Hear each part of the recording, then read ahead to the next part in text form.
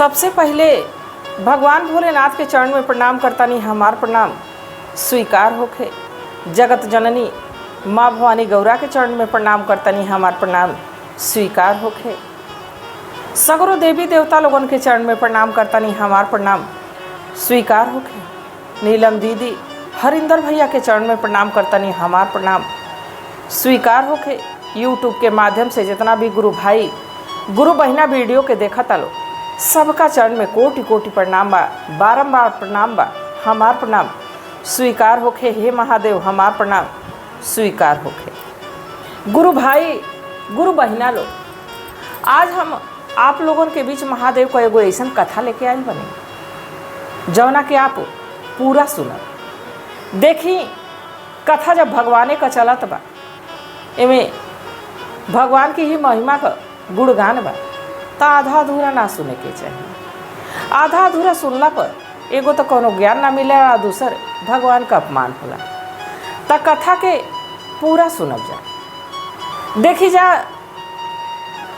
आजकल कलयुग में ही खास करके देखल गई बा कि जेकरे पास धन बा ओकरे पास जन नहीं खे, ओकरे पास मन नहीं खे, आ जेकरे पास धन नहीं खे ओकरे पास मन बा, ओकरे पास ऐसा पूंजी बा जौना से वो धनहीन होते हुए धनवान बा। कहे से कि वो भूखा दुखा का मदद भी करत बा और भगवान पर ओकर आस्था विश्वास भी बनल बा, तो उससे बड़ा धनवान केहू हो ना सकेला। और वो धन कौना काम के जौना से केहू का मदद ना हो सके, जौना से हम भगवान खातिर कुछ ना कर सके, वो धन व्यर्थ बा। वो कोठा टारी महल सब कुछ एजा रह गई बा। गुरु भाई ये गुरु बहिना केहू लेके गइल नहीं थे। अगर जो साथे कुछ जाला तो कर्म ही जाला। अगर जो जौन हमें एजा करतानी पूजा पाठ दान धर्म करतानी उहे हमारे साथे जा सकेला। ऐसे कि महापंडित रावण रहना, बलशाली रहना, विद्वान रहना, त्रिलोक विजेता रहना, बाकी वो गई ना तो कुछ लेके ना गई ना, अंत में राम के ही याद करके गई ना। तो गुरु भाई गुरु बहिना लोग, हमनी का तो ज्ञानी बानी जा, अंधा बानी जा, कुछ नहीं खींचा जाना। तो हमनी के का करत आनी जा, का नहीं खींचा करत, आज की कथा के माध्यम से आप लोग सुनब जा, समझब जा कि का हमनी का कर्म कैसन बा। देखल जा कथा तो बहुत होला, भजन बहुत होला।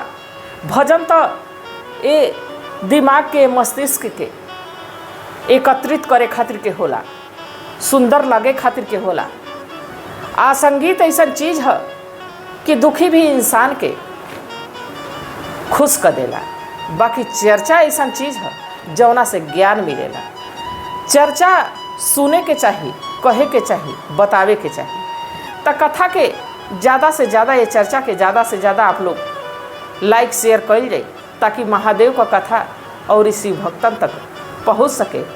आ चैनल के अभी तक आप लोग सब्सक्राइब ना कइले हैं तो चैनल के सब्सक्राइब कर लें ताकि जौन भी कथा भजन पड़े हुआ आप लोगन तक पहुंच जाए। देखल जा एगो रानी रही। रानी बड़ी ही रूपवान रही, बड़ी ही सुंदर रही। धन दौलत तो पूछे के ना रहे, अपार धन दौलत रहे। जब रानी ही रही तो उनके कमी कौन चीज का रहे, कुछ का कमी ना रहे। बाकी सारा समय उस सजला संवरला में लगा दो, सब समय खैला पियला में लगा दो। वो समय में अगर जो उनके सजले संवरले में केहू उनके कुछ बुद्धि ज्ञान दे तो उनके समझ में ना आवे, उन्हीं का सेवा करे वाली सेविका लोग रहली जौन कहा कि ए रानी, अरे कबो कबो ये सजला संवरला से फुर्सत मिले, अरे तो भगवानों को भजन कल हल करी, भगवानों के याद कल हल करी। रानी कहा कि अरे कर जा, तो हम लोगन तो भगवान को भजन करते बाड़ू जा, तो हम लोगन तो भगवान के याद करते बाड़ू लोग, का मिलल बा। देखा जा हम भगवान को भजन ना करेनी, हम भगवान का कीर्तन ना करेनी, हम भगवान को कुछ ना करेनी, तो हमके कौन चीज का जन्म मिलल बा। मनुष्य का जन्म मिला हुआ, दूसरा राजपाट धन दौलत खाए पिए के कुछ का कमी नहीं खे। आ तोहन लोगन के भगवान का भजन करता जा, ऊपर से तोहन लोगन हमार नौकर नौकरानी बाड़ू जा। हमार सेविका बाड़ू जा। तो हम तो बिना भजने कैले इतना पौले बानी, तो हम लोगन भजन करके कुछ नहीं खुजा पौले। उस सबके डांट फटकार द केहू के बात ही ना सुना। कबो खाए जात बड़ी या भंडार घर में जात बड़ी, कबो भूखा दुखा कोनो भर भिख मांगा आ गई, आ कबो उनसे भिक्षा मंगलस तो वो कबो केहू के भिक्षा ना दो। कह कि इतना बेसी नहीं खे, हमारी प्रजा में हमारी जौन एजा सेवक लोग बा, उन्होंने लोगन के खियौला पियौला में इतना खर्चा हो जाता, हम इतना दान पुण्य ना करे वाला। वो कबो कोनो भर भिखमंगा लोगन के कबो कुछ अनाज पानी दान पुण्य ना कर, आ न तो पूजा पाठ कर। आ अगर जो कहीं पूजा पाठ होत भी रहे, केहू भगवान का नाम लेत भी रहे, चाहे कोनो सेवक भइल चाहे कोनो सेविका भइल, कबो भगवान का नाम लेतो रहे लो, कबो भगवान का भजन गावतो रहे लो, कबो कीर्तन करतो रहे लो, तो काने में दोनों हाथे उंगली लगा लो। कह कि का लोग गावेला बजावेला, हमके तो बड़ा ऐसे परेशानी होला, रे खा पी के सुते के चाहिए, बैठे के चाहिए, कुल का लोग करेगा। कबो उनका सेविका रहे लो कहे लो कि अरे कबो चल चनी भजन कीर्तन होता तो सुन ले, उमें सुनब कुछ सुनाई, तो कुछ तो भगवान का नाम लिए, कुछ तो उद्धार होई, बाकी वो कबो केहू का सुना ना। कह कि अरे कुल ढकोसला कैला से कुछ होला जाला नहीं। अब वो जौन जानी रहली, धीरे धीरे समय बीते लागल। अब देखी एगो इस सत्य बा कि हमनी के आइल बानी जा तो जहू के बा, आइल बानी जा तो जहू के बा। जिस दिन जन्म होला वही दिने एक एक दिन अब हमनी के जीवन का घटे लगेला। बाकी कुछ लोग ये बाती के समझ ना पावेला। जब जन्म हो जाला तो जैलो का समय भी अब नियराई लावेला, ऐसे कि जब बे समय आ जाई तबे जाए के हो जाई, चाहे आज जा चाहे काल जा, चाहे तनी बुढ़ापा में जा चाहे जवानी में जा चाहे बचपने में जा, जब बे समय आ जाई तबे जाए के बाद, जब उनका बुलावा आ जाई तबे एके छोड़ के पिजड़ा के छोड़ के उड़ जाए के बाद। देखल जा गुरु भाई गुरु बहिना लोग, हमनी के जौन कर्म करत नहीं जाए उहे संगे जाए वाला बा। अब जब उनके जैले के समय नियर आइल बा, अब जब वे लोक के छोड़ के अब पहुँचल बाड़ी, तो देखा ताड़ी कि ओइजा भगवान लोगन का दरबार लागल बा। ओइजा जब पहुँचल बाड़ी तो देखा ताड़ी कि तरह तरह का खाए पिए वाला चीज़ रखल बा, तरह तरह का सामान ओइजा रखल बा। अब जैसे देखा ताड़ी उनके अब मन में लालच आवता है कि हम हो कुछ खा लेते। बाकी जब वो जब भगवान के दरबार में पहुँचल बाड़ी तो उनके कुछ खाए पिए के मिलत नहीं थे। आ कुछ खाए पिए के जब मिलत नहीं थे तो भगवान से कहतड़ी कि हे प्रभु हे भगवान, हमरा के भूख लागल बा, आ उ दूधवा देख के मन करता कि हम कब पी लेते। ऐसे कि दूध हमार बहुत प्रिय रहल। ओइजा रहनी हाँ ता जौन हमार गैया रहे दूध देते रहे तो खूब हम ओके औटत रहनी है, एक बाद हम पियत रहनी। हमके दूधवा देख के बड़ा मन करता कि हम पियती। महादेव कहनी कि देख तू कोनो दान पुण्य नहीं खू कैले, तू कोनो पुण्य काम नहीं खू कैले जौना से तोहके खाए के मिले। अरे कुछ देले रह तू तबे तो एजा मिलत तोहके। अब वो कहली कि हमसे तो बड़ी भारी गलती हो गई बा। कहला कि अब तो गलती हो गई बा, तो कहली कि हे महादेव हमके क्षमा कर दें, हमके एक बार तो ओइजा भेज दें ताकि हम कम से कम दूध तो पी के चली आई। हम अपनी बेटा बेटी अपने नाती पोता पतोह के इतना मानत रहनी है, इतना जानत रहनी है कि हम जाइब तो वो लोग हमके दूधे से नहवा दे लो। भगवान कहला कि जैबू तो तोहके केहू चीन्ही ना। कहली कि ना महादेव ऐसा नहीं खे, हम जाई तो वो लोग हमरा के जरूर चिन्ही लो।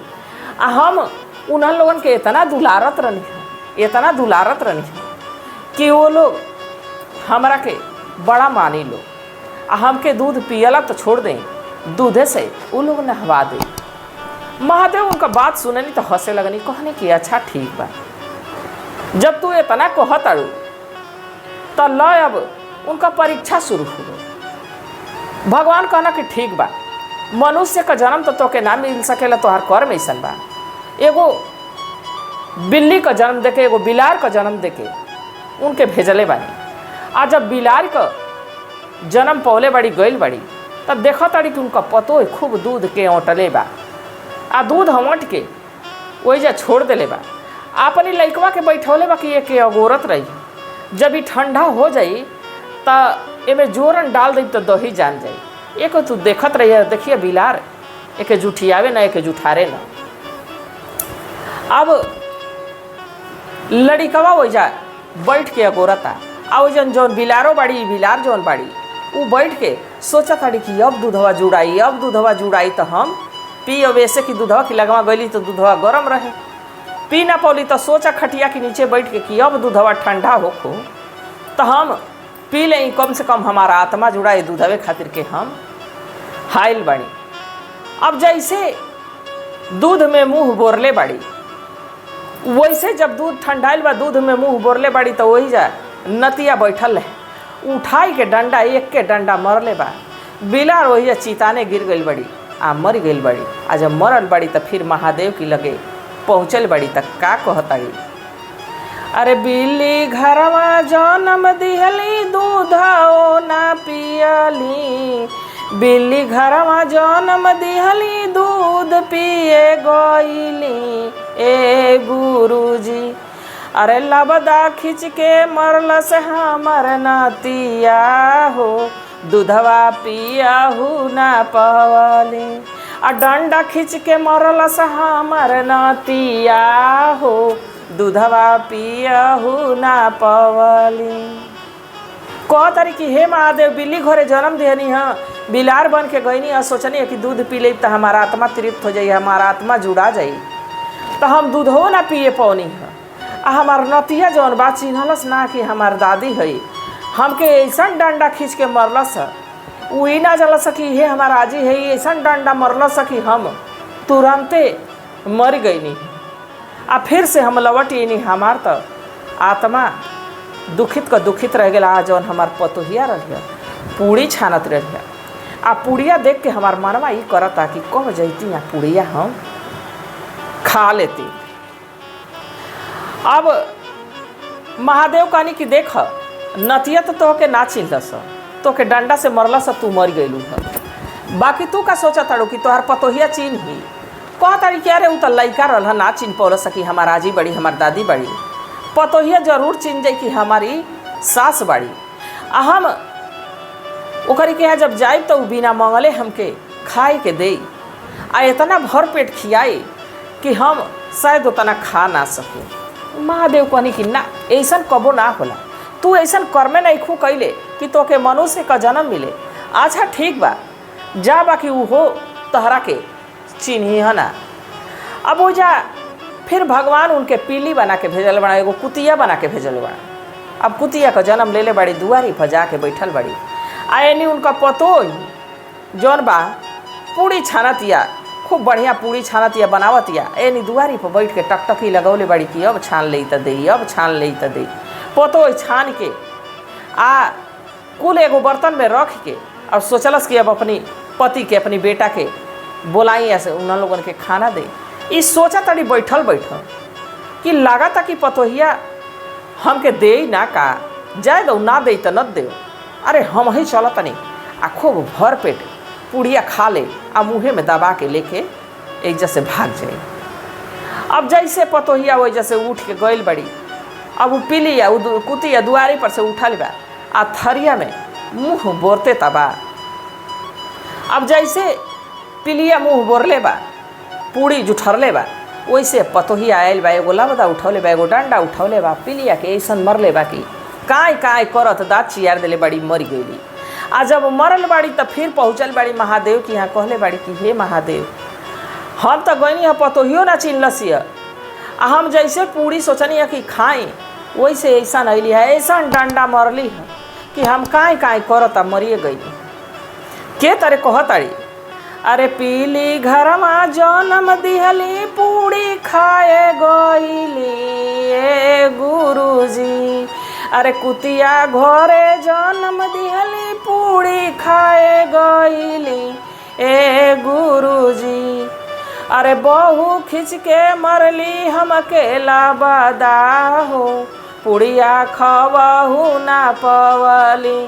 आ पतोहा खिंच के मरली हमके डांडा हो, पुड़िया खवहू ना पवली। कहतारी कि आप हमके पीली घरे जन्म दिहनी है, पूड़ी खाए गईनी है, बाकी पतो ही जवन हमार बिया उ हमके एको पूड़ी न दियलसी, हमके खाए न दियलसी। अब हम बरियाई से खहू गईनी है तो ऐसा डंडा मरली है कि हमारी मौरा पर लागल, हम काय काय करत मरी गईनी। महादेव हंसे लगनी, कहनी कि तोहर कर में ऐसा बा कि तू खा ना सकेलू, तू कबो दान पुण्य ना कैलू, केहू के भूखा दुखा के खियौलू कि तू खैबू। तोहरा भाग्य में अब खाइल पियल लिखल नहीं है। अब उनके मारे जलन होखे, अपनी बेटा बेटी अपनी नाती से अपनी पतोह से इतना जलन भई कि वो कहली कि ऐसा बा कि एक मौका हमके दे दे, एगो मौका अगर जो आप हमके दे दे तो हम जाई आ जाके खेत में सब गेहूँ चरी घल, न गेहूँ होई, न अनाज होई, न पूड़ी बनी, आ न भूसा होई, न गाय खाई तो दूध दे। न उन्ह लोगन के दूध मिली या न उन्ह लोगन का रोटी मिली, पूड़ी मिली, उन्ह लोगन के खैले का सुविधा खत्म हो जाई। उहो लोग हमारी नैयर तड़पत रही लोग। महादेव उनकी जलन पर हंसना, कहला कि अच्छा ठीक बा। कहला कि वहू जा जैबू तो तोहके फायदा ना मिली, चोर ना पैबू। कहली कि अरे हम चोर ले बाप, हमके भेजी तो। अब भगवान का कैली कि उनके गदही का जन्म दी। अब वो गदही बन के गईल बड़ी अपनी ये खेत में, जैसे मुँह डलले बारी चोरे खातिर। उनका लइका दूरवे से देखले बा कि हमारी खेत में गदही चरत या। आ वो एगो बड़ का सोटा, एगो बड़ का लाठी लेके अइला। आ वही लाठी लाठी असहस क मरले बाड़ा, असहस क मरले बाड़ा कि जौन गदही बा वो तड़प तड़प के आपन प्राण त्याग देले बा। उनके का पता बा कि हमार महतरिये गदही बन के आइल बड़ी। अब वो खूब मारा ताना, वो गदही जो मरतड़ी त जातड़ी त का महादेव से कहतड़ी, गदही घरवा जन्म दिहली खेत चरे गईली ए गुरुजी। अरे गदही घरवा जन्म दिहली गेहूँ चरे गईली ए गुरुजी। गेहुआ चरहू ना पवली ए गुरुजी। गदही घरवा जन्म दिहली गेहूँ चरे गईली ए भोले जी। अरे बेटा खींच के मरले हमार लठिया हो, अरे ए गुरुजी। अरे बेटा खींच के मरले हमार लठिया हो, गेहुआ चरहू ना पवली। अब कहतारी कि हम तो गेहूँ चरे गईनी हैं कि चर के ख़त्म कर दें कि ना भूसा होई, ना अनाज होई, ना लोग अनाज पाई, ना गाय भूसा पाई तो दूध ना दे। बाकी हमके ऐसा लाठी मरल है, ऐसा लाठी मरल है कि हम वही जा मरी गई। भोलेनाथ कहला कि वही जा केहू तो के धरती धाम पर अब चीन्हे वाला नहीं खे, चाहे तू कुछ का जन्म लेके जा, तुहार कर्म ऐसा नहीं खे कि तो के दोबारा मनुष्य का जन्म मिले। अब वो महादेव का चरण पकड़ ले बड़ी, अपनी गलती का क्षमा मांगे लगली। कहली कि हे महादेव, अब तो हमके क्षमा कर दें, आ एक बेर हमके मनुष्य का जन्म दे दें। हम मजूरी से ना अनाज दान करब, बल्कि हम सूपे से दान करब। हम एगो साड़ी ना पूरा बक्सवे लुटा दे। हम धन दौलत अगर जो रही तो हम ओके दोनों हाथ से लुटाई, दोनों हाथ से सबका मदद करब। हे भगवान, एक बेर तो हमके मनुष्य का जन्म दे। महादेव देखी, जितने महादेव कहेला आदमी कि कालो का काल हवा, आई भोलेनाथ हवा, कब केकरा पर मुहा जाइ, कब केकरा से प्रसन्न हो जाइ, इहो केहू जान ना पावेला। ये बड़ा अड़भंगी देवता है। अब वो ओकरी रोला पर ऐसा वो मुहा गई ना, ऐसा प्रसन्न भई ना कि कहना कि ठीक बा ओके मनुष्य घर में जन्म दी। आ जब वो मनुष्य घर में जन्म ले ली तब का करतड़ी। अब वो जब बड़ भैली, उनका शादी बियाह भइल तो गईली तो धन दौलत मिलल तो वो भूखा दुखा के भोजन करावा, भूखा दुखा के दान पुण्य करा, जेके जरूरत रहे ओके धन लुटावा। आ एकरे बाद अब वो शिव चर्चों में जाए लगली, भगवान भोलेनाथ का आराधना भी करे लगली। आ के तरह अब वो मनुष्य का जीवन जिया तड़ी, या के तरह वो जाके गावा तड़ी, के तरह का कह तड़ी। अरे मानुष घरवा जन्म दिहली चर्चा करे गईली ए गुरुजी, मानुष घरवा जन्म दिहली चर्चा करे गईली ए गुरुजी, दिहली दया बरसाई ए गुरुजी, दिहली दया बरसाई ए गुरुजी।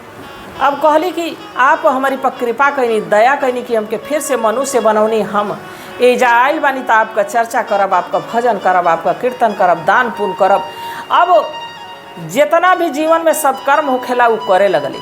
तो गुरु भाई गुरु बहिना लोग ना जाने हमनी का कौन ऐसा पुण्य कर्म कैले बानी जा कि हमनी के मनुष्य का जन्म मिलल बा, बोले के शक्ति मिलल बा, सुने के शक्ति मिलल बा, दान करे के शक्ति मिलल बा, तीर्थ करे के शक्ति मिलल बा। ई आँख कुछ देख सकेला, कुछ दिखा सकेला, ई जुबान कुछ कह सकेला, कुछ सुन सकेला कान, ऐसा हमनी के जीवन मिलल बा।